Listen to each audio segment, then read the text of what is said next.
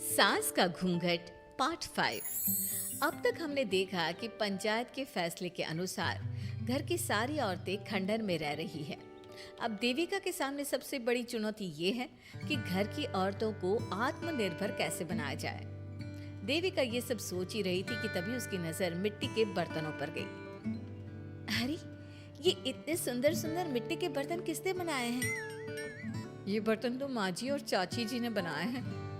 अरे वाह, इतने सुंदर बर्तन तो मैंने आज तक नहीं देखे। माँ जी, चाची जी, आपने ये कहाँ से सीखा?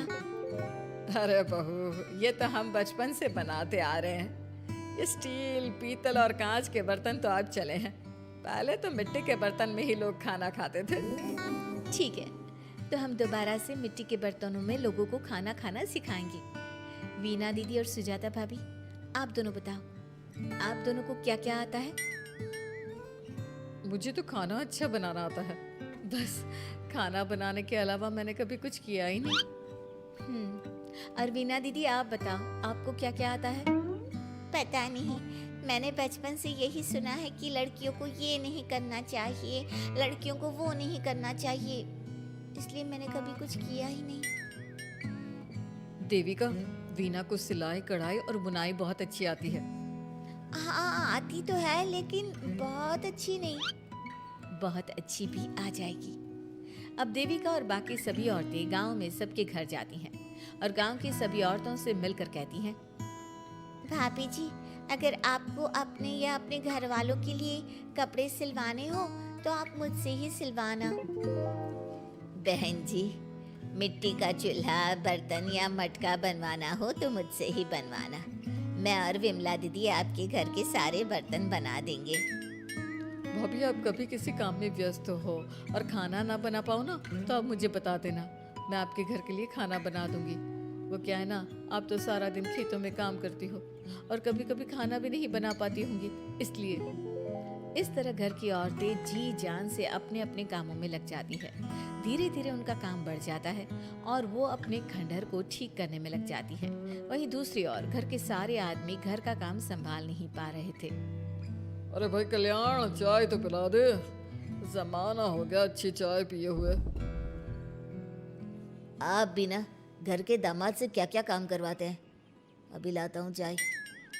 कल्याण, तुम दामाद नहीं बेटे हो, इसलिए इस घर के सुख दुख, घर के काम और बाहर के कामों में तुम्हारा सहयोग तो होना ही चाहिए ना। इतने में कल्याण चाय बनाकर ले आता है। जैसे ही सचिन चाय पीता है तो उसके मुंह से चाय निकल जाती है। जीजा जी, ये क्या बनाया है, इतनी कड़वी चाय? इससे अच्छा तो करेले का जूस होता है। देख सचिन भाई, मैं तो ऐसी ही चाय बनाता हूँ, पीनी है तो पी, नहीं पीनी है तो अपने आप बना ले। मैं खाना बनाने जा रहा हूँ और अकेला नहीं बना सकता, आप में से कोई मेरी मदद करो। सचिन मेरी चाय की बुराई कर रहे थे ना, तुम जाओ अब खाना बनाओ। सचिन और मोहन दोनों खाना बनाने में लग जाते हैं। मोहन भिंडी काटकर कढ़ाई में छोड़ देता है और उस पर पानी डाल देता है। आपने भिंडी में पानी क्यों डाला? शायद पानी नहीं डलता, पता नहीं, लेकिन माँ ने कभी भिंडी में पानी नहीं डाला था। लेकिन बिना पानी के भिंडी बनेगी कैसे? मतलब गलेगी कैसे? बिना पानी के बनाएंगे तो चिपक नहीं जाएगी कढ़ाई से?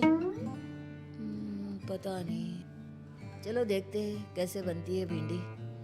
भैया, कितने दिन हो गए ना अच्छा खाना खाए हुए। खाना तो सुजाता बनाती है, इतना मजेदार खाना कोई और बना ही नहीं पाता। सचिन और मोहन खाना तैयार करके ले आए। सभी आदमी खाना खाने लगे। खाना बना तो बहुत बुरा था, लेकिन किसी ने बिना कुछ कहे खाना खा लिया। तभी जोगिंदर ने कहा, घर की हालत कितनी बुरी हो रही है, जगह जगह जाले लगे हैं। 2 दिन से तो किसी ने झाड़ू भी नहीं लगाई घर की। हाँ, और घर में गंदे कपड़ों के ढेर लगे हैं। मेरे पास तो ये आखिरी कुर्ता ही बचा है पहनने के लिए। कल्याण, मोहन, तुम किसी नौकर को रख लो ना। हमने 1-2 लोगों से बात की थी नौकर के लिए, लेकिन कोई घर में काम करने के लिए तैयार ही नहीं है।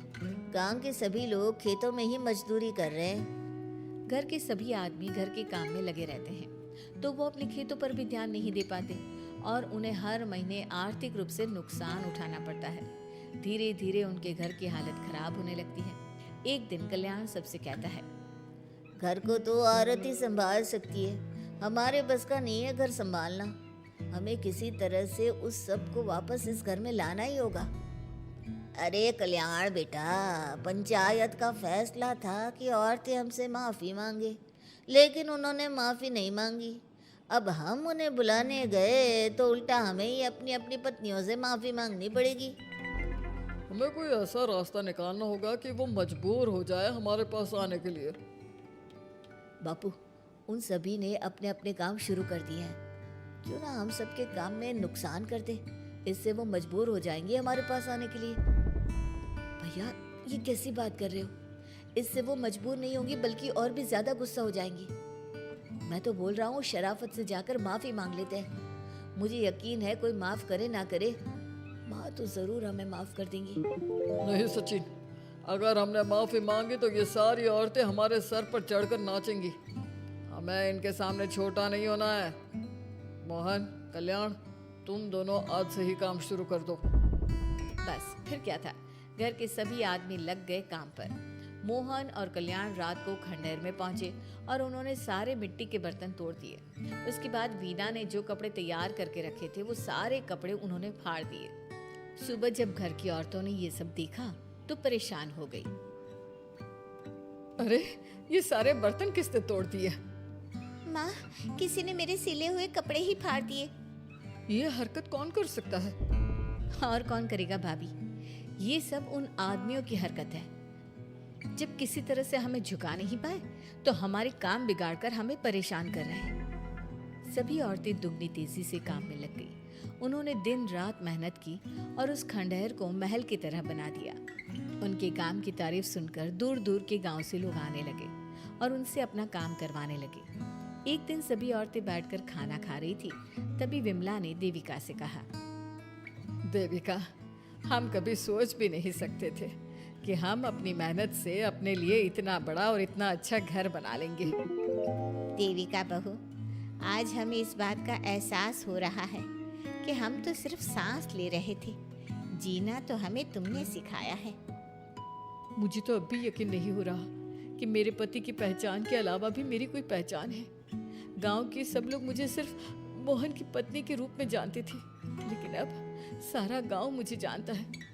देविका, मैं कुछ ही दिन में इस गांव में एक अच्छा सा होटल खोलूंगी और मैं एक बुटीक खोलूंगी। मैं यहाँ गांव की लड़कियों के लिए एक स्कूल खोलना चाहती हूँ, यही मेरा सपना है। सभी औरतें खाना खाकर सो जाती है। रात बहुत ज्यादा हो गई है, लेकिन देविका को नींद नहीं आ रही थी। तभी उसे किसी के कदमों की आवाज सुनाई दी। पहले तो देविका थोड़ी डर गई, लेकिन उसने हिम्मत करके उठकर देखा तो उसके सामने सचिन खड़ा था। सचिन, तुम यहाँ क्या कर रहे हो? कहीं तुम मेरा कोई नुकसान तो करने नहीं आए? मेरे पास तो किताबों के अलावा कुछ नहीं है, फाड़ना चाहो तो फाड़ सकते हो। देविका, मैं तुम्हारा कोई नुकसान करने नहीं आया हूँ, बस तुमसे माफी मांगने आया हूँ। क्या? रात के अंधेरे में चोरों की तरह तुम मुझसे माफी मांगने आए हो? प्लीज देविका, माँ और चाची को समझाओ कि वो बापू और चाचा जी से माफी मांग ले और तुम सबको लेकर घर आ जाए। सचिन, तुम भी तो अपने बापू और चाचा को अपने साथ ला सकते थे ना, और माँ और चाची से माफी मंगवा सकते थे ना। प्लीज देविका, मुझे माफ कर दो और घर चलो। कैसे माफ कर दूं सचिन? तुमने मुझे मरने के लिए छोड़ दिया। अगर माँ और चाची हिम्मत करके मुझे अस्पताल ना ले जाती तो आज मैं और मेरा बच्चा जिंदा ना होते। ना तुम मुझे अस्पताल में देखने आए और ना ही अस्पताल से आने के बाद मेरा हाल चाल पूछा। मुझे तो छोड़ो, तुमने अपने बच्चे का चेहरा तक नहीं देखा और तुम मुझसे उम्मीद कर रहे हो कि मैं तुम्हें माफ कर दूं? कभी नहीं सचिन। देखो देविका, हम सबको बहुत नुकसान हो रहा है। घर के काम की वजह से हम बाहर के काम पर ध्यान नहीं दे पा रहे। घर और जिंदगी दोनों अस्त व्यस्त है। वो इसलिए कि तुम सब आदमी संगठित नहीं हो, अपना दिमाग और ऊर्जा हमें परेशान करने में लगा रहे हो, और हम औरतें संगठित हैं। हम अपना दिमाग और ऊर्जा अपनी प्रगति में लगा रहे हैं, इसलिए हमने खंडहर को भी महल की तरह कर दिया और तुम्हारी हवेली खंडहर की तरह लगती है। सचिन देविका से बार बार माफी मांग रहा है। क्या सचिन को अपनी गलती का सच में पछतावा है या फिर ये घर के आदमियों की कोई नई चाल है? ये जानने के लिए आपको हमारे आने वाले एपिसोड का इंतजार करना होगा। और हाँ, कमेंट करके हमें ये भी जरूर बताइए कि क्या देविका को सचिन को माफ कर देना चाहिए?